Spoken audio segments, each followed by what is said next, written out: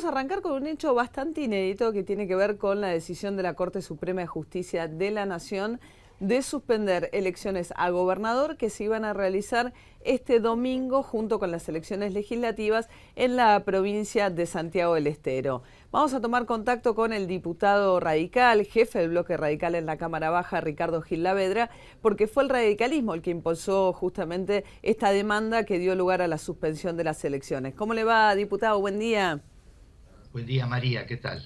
Bueno, ¿ustedes por qué pidieron la suspensión de las elecciones?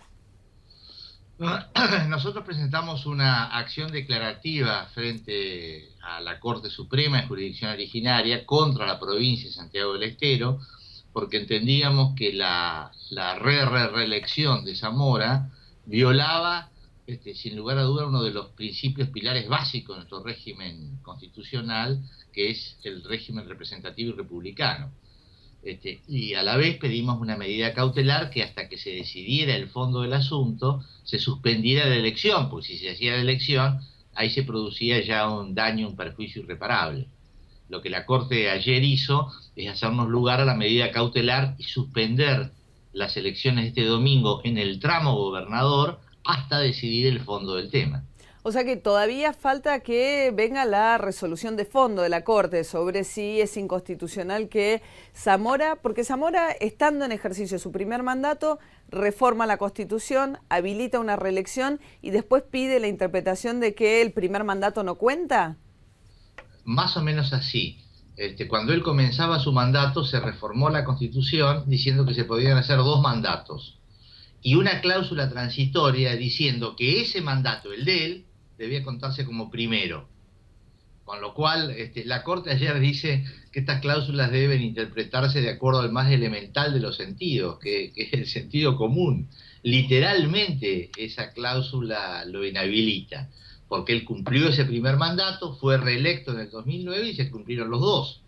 En consecuencia, no puede tener un tercero, y la habilitación la obtuvo de una manera amañada.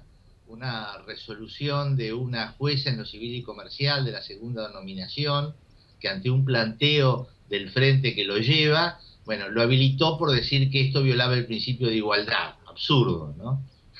Yo me acuerdo con Menem, ¿no? Hubo una discusión similar. De hecho, cuando se reforma la Constitución en el 94 se pone la cláusula transitoria diciendo que el mandato que tenía debía ser contabilizado como el primero. Está bien el recuerdo porque es la misma cláusula. Es decir, es el mismo caso de Menem, es la misma cláusula, el mismo texto de la cláusula transitoria que le impedía a Menem. Es el mismo caso, y así como Menem no podía ser, Zamora tampoco puede ser, ¿no? Y Ahora, lo que veo de trascendente es que por la Corte, no es usual que la Corte intervenga en estos temas, generalmente la Corte mira para otro lado, se hace la distraída. claro. La primera vez que bueno, toma cartas en el asunto para decir que la Constitución rige para todos, ¿no? Claro, y justamente Zamora lo que hizo anoche, ¿no? En Santiago fue interpretar que la Corte, una vez más, en alusión al momento en el cual la Corte declaró inconstitucional la elección por voto popular de los consejeros de la magistratura, dice, una vez más se produce el intervencionismo judicial en contra del voto popular. Bueno, y es que es así. En realidad la Constitución es una limitación al poder de las mayorías, está para eso. La Constitución son reglas permanentes que establecen un marco de actuación para las mayorías, y en el cual este tipo de reglas hay que acostumbrarse a cumplir. Estas son las democracias constitucionales, ¿no? Lamentablemente, nuestro país tiene una historia fea en este sentido. Fíjese que es el mismo país en el cual hasta hace 4 años Néstor Kirchner impulsó las testimoniales. En ese momento con Massa y con Scioli, que eran sus candidatos testimoniales. Una vergüenza. Y lamentablemente el tema no pudo ser fallado antes, e incluso cuando la Corte lo decidió años después dijo que se había transformado en abstracto. Claro. Ojalá hubiera podido decidirlo también, ¿no? Bueno, entonces ahora hay que esperar la resolución de fondo de la Corte, porque el mandato actual de Zamora culmina el 10 de diciembre. Sí, la Corte le ha dado un plazo de 5 días para que el gobierno de Santiago del Estero conteste la demanda, y yo creo que inmediatamente va a resolver el fondo.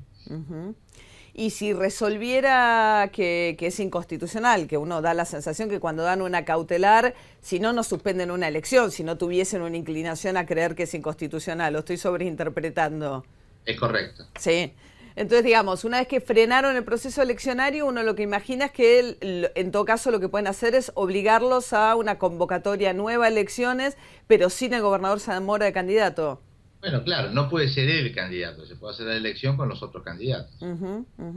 Bueno, Ricardo Gil Lavedra, diputado del Bloque Radical, que impulsó esta demanda, este amparo en realidad, ¿no? En estos términos ahora ante la Corte. Muchas gracias, ¿eh?